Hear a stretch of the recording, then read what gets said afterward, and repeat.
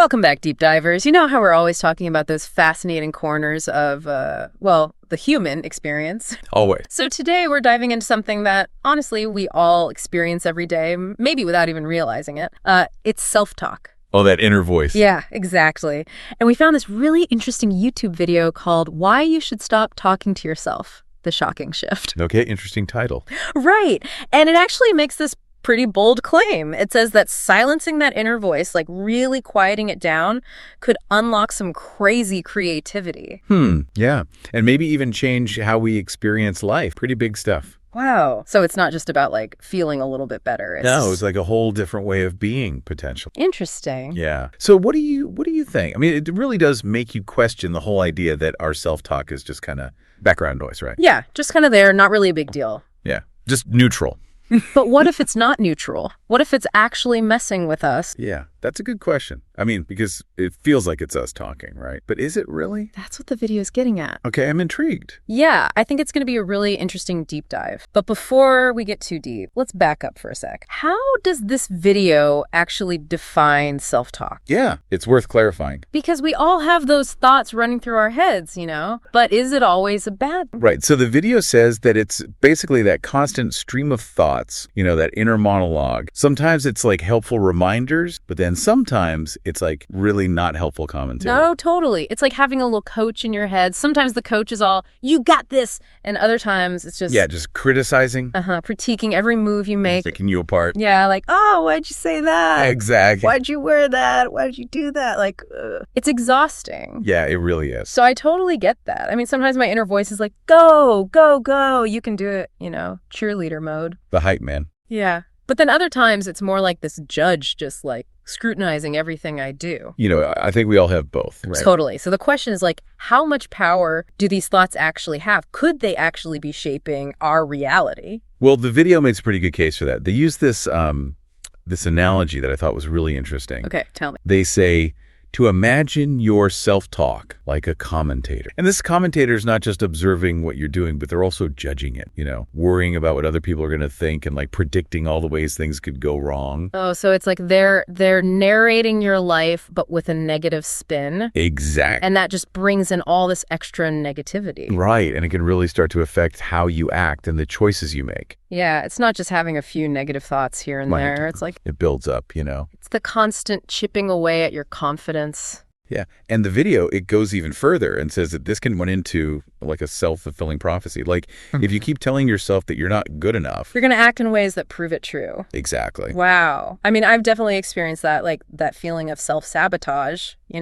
Like you're holding yourself back. Yeah, because you're afraid of failing or whatever. It's almost like you're letting that inner critic make decisions for you. Yeah, they take the wheel. Right. But isn't some level of like inner dialogue necessary for things like planning and decision making? Yeah, that's true. I mean, we can't just shut our brains off completely, right? Right. We need to think to function. So how do we balance that with quieting the negative self-talk? Well, that's a great point. And the video does acknowledge that some self-talk can be helpful. Okay, good. It's about finding that balance. Gotcha. But here's the thing. Even positive self-talk, like that constant pep talk we give ourselves. Yeah. It can have a downside too. Really? I'm always trying to like pump myself up and stay optimistic. I get it. Yeah.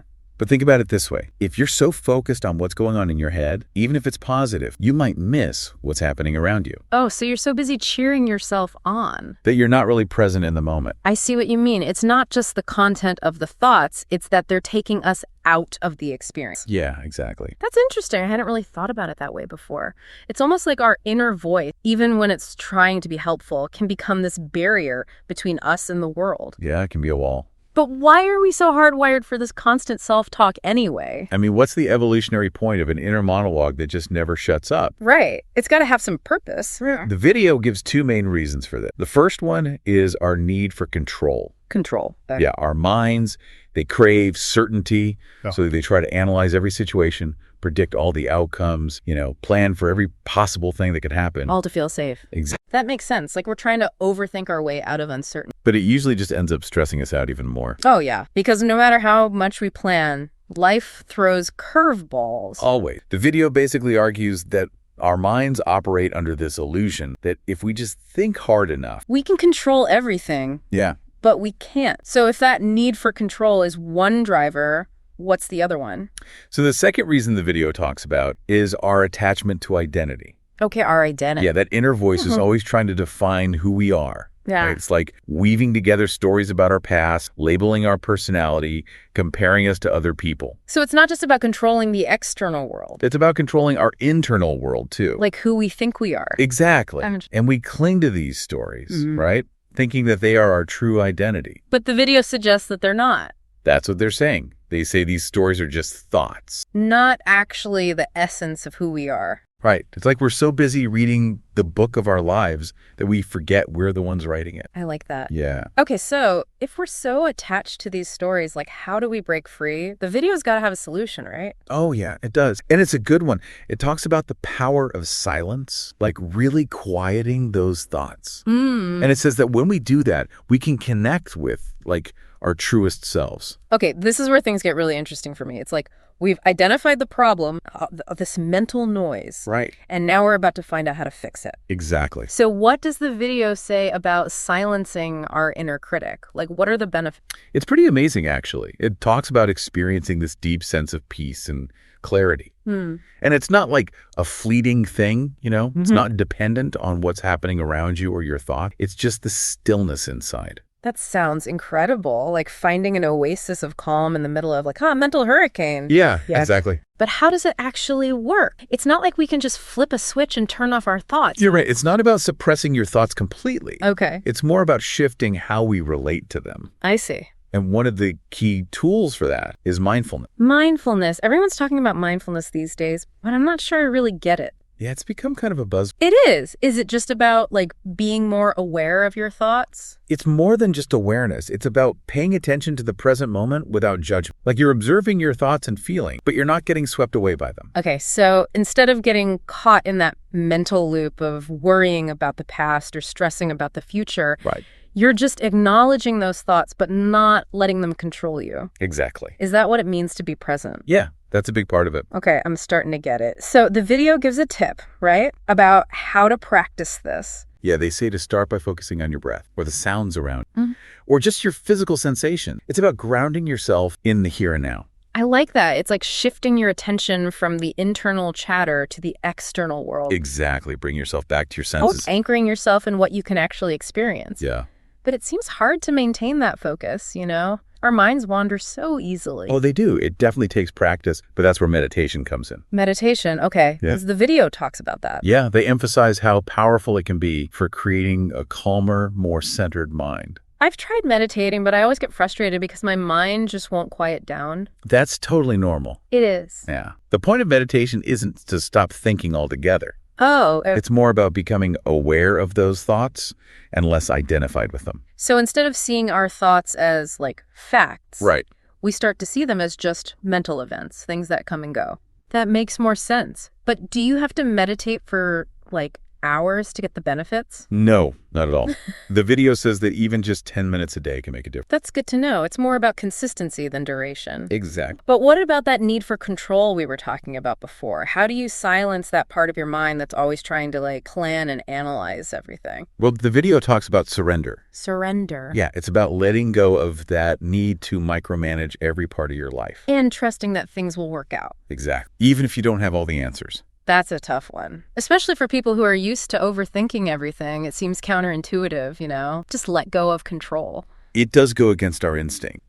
But the video makes the point that when you do learn to surrender, you free yourself from a lot of unnecessary stress and anxiety. Yeah, holding on too tightly can create so much tension. It really can. But surrendering doesn't mean becoming passive or, like, irresponsible. Right? No, not at all. Yeah. It's about finding a balance between action and acceptance.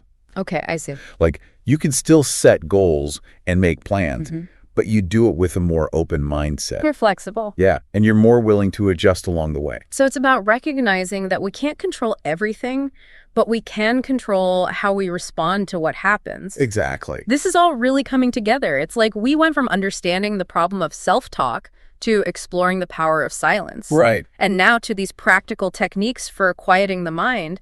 But the video goes even deeper, right? It talks about what lies beyond the mind, like beyond all the thoughts. That's where it gets really fascinating. Yeah. It's about discovering your true self. Okay, I'm ready for the mind-blowing part. Okay.